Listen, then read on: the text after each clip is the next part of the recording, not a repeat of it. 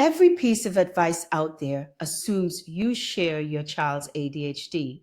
But what if you don't? What if your brain works in straight lines and your child's works in spirals? I'm going to tell you why that gap you feel isn't your weakness, it's actually your greatest tool.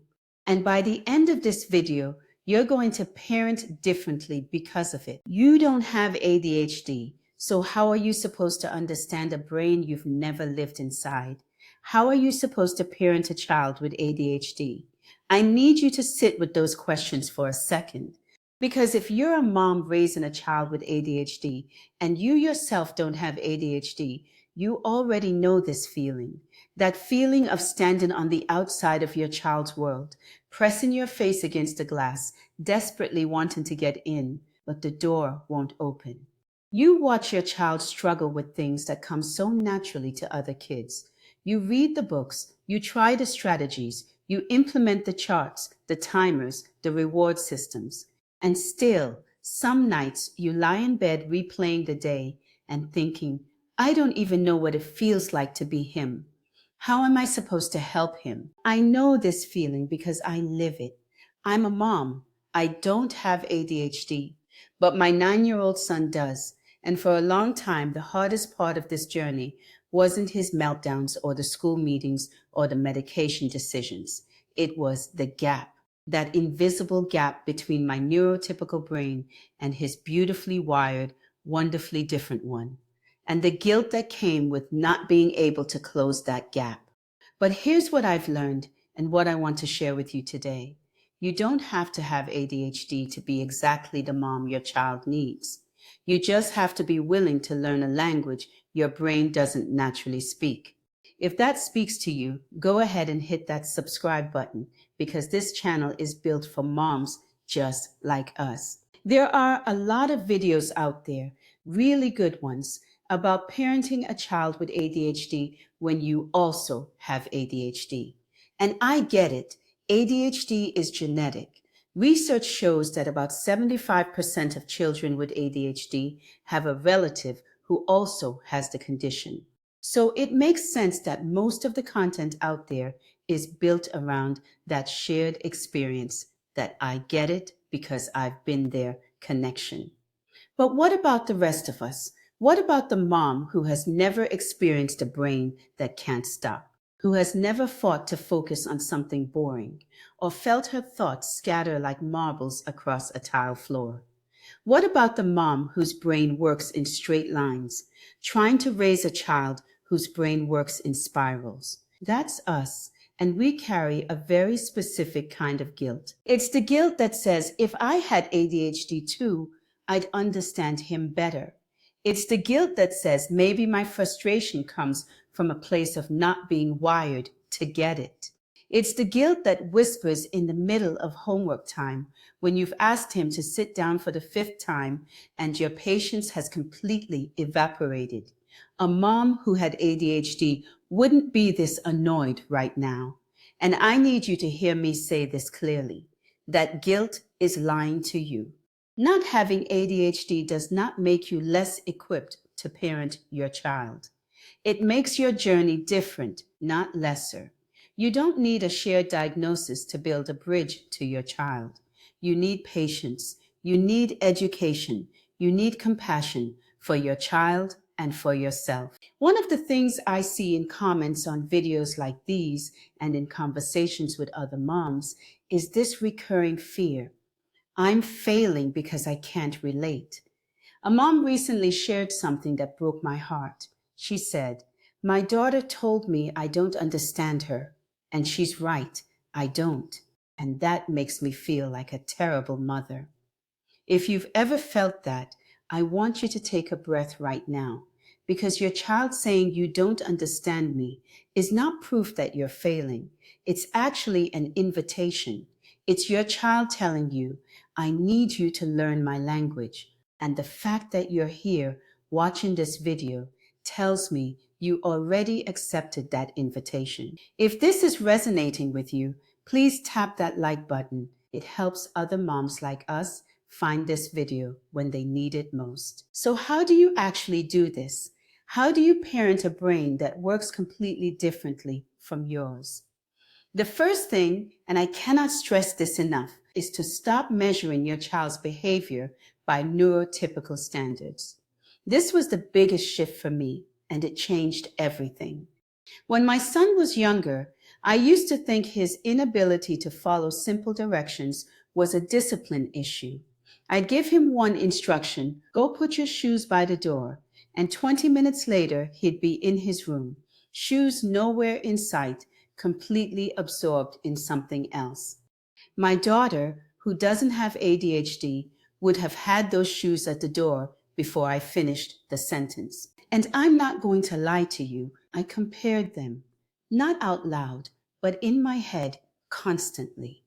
And that comparison was destroying my relationship with my son because I was holding him to a standard that his brain literally could not meet, not wouldn't, could not. Here's what I had to learn. A child with ADHD is often operating with executive function skills that are about 3 to 5 years behind their peers.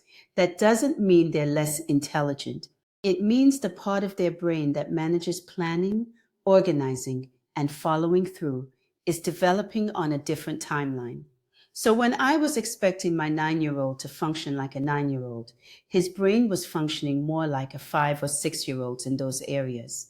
Once I understood that, my frustration didn't disappear, but it transformed into something more useful: compassion. The second thing is this: become a student of your own child. Not ADHD in general, your child's specific ADHD. Because ADHD doesn't look the same in every kid. Some children are bouncing off the walls, others are daydreaming so deep you can't reach them. Some flip between both. Your job isn't to memorize a textbook. Your job is to watch, listen, and learn the patterns that belong to your child specifically. For me, I started noticing that my son's meltdowns weren't random. They happened after transitions, switching from play to homework or from screen time to dinner. Once I identified that pattern, I stopped being blindsided by the explosions and started preparing for them. Not preventing them, because we can't always do that, but preparing, giving him a 5-minute warning, walking him through what's coming next, being his external brain until he develops the internal one. And that leads me to the third thing: accept that you are your child's external executive function. That is your role right now. Not forever, but right now you are the system that keeps him organized, the voice that redirects him, the calm that meets his chaos. And that is exhausting work. I know it is, especially when you're doing it alone. If you feel seen right now, please subscribe to this channel for more videos that validate your feelings without judgment. Now, I want to switch things up a bit. We've been talking about what makes this harder for us: the gap, the guilt, the not understanding. But let's consider this.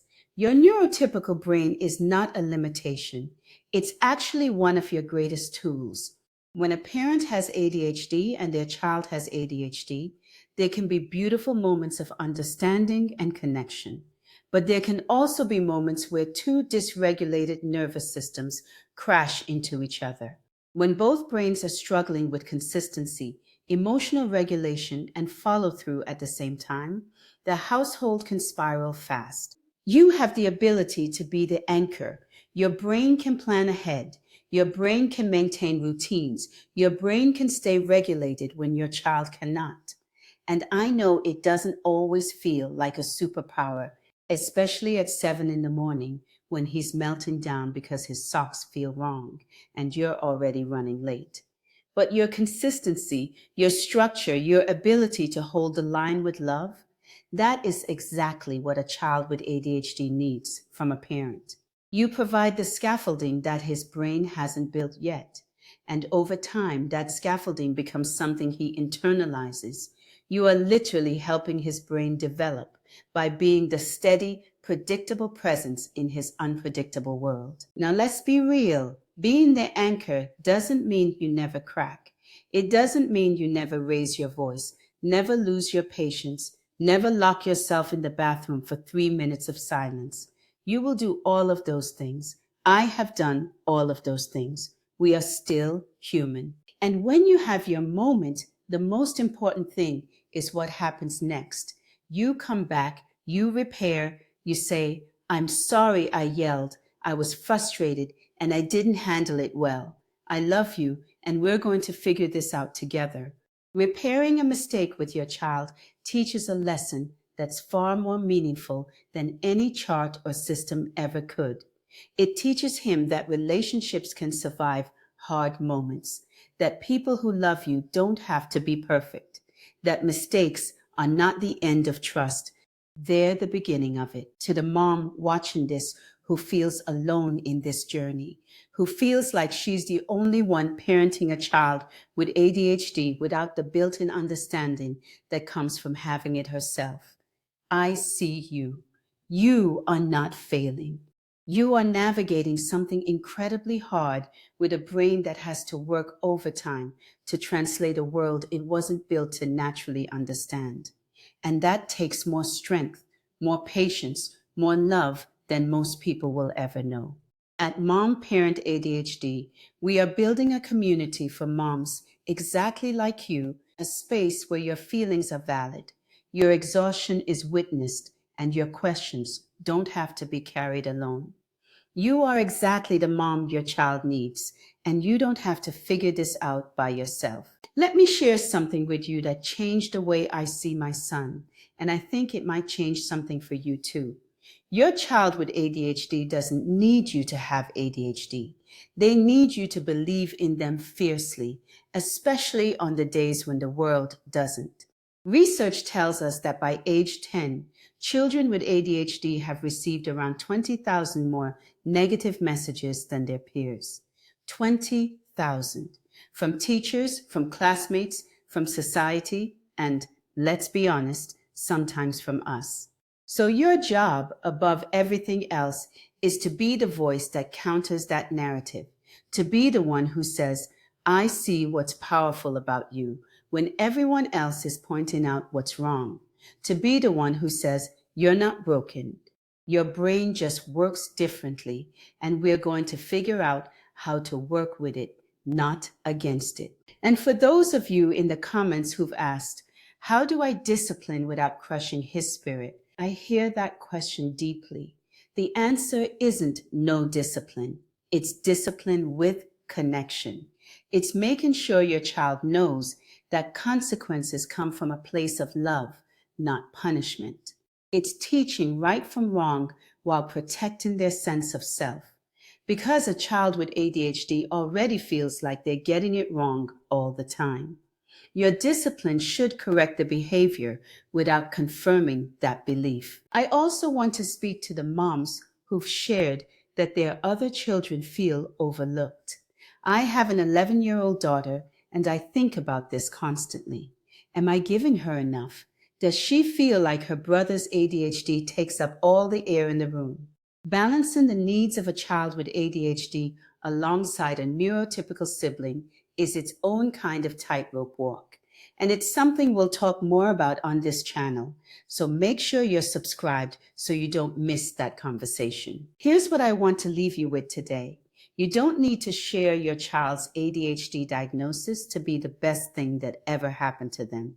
You don't need to know what ADHD feels like from the inside to build a home where your child feels safe, seen, and believed in. What you need is what you already have, a heart that won't stop showing up, a willingness to learn what doesn't come naturally, and the courage to keep going on the days when nothing works and everything hurts. So give yourself grace, Mom. You're not just raising a child with ADHD, you're building understanding where there was confusion, connection where there was distance, and belief where there was doubt. One imperfect, compassionate day at a time.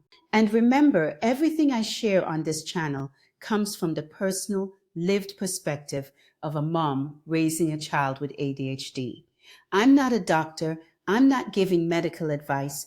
I'm a mom in the trenches with you, sharing what I've learned so that maybe your road is a little less lonely than mine was. If this video helped you feel less alone, please like it, share it with a mom who needs it, and subscribe to Mom Parent ADHD. We're in this together. I'll see you in the next video.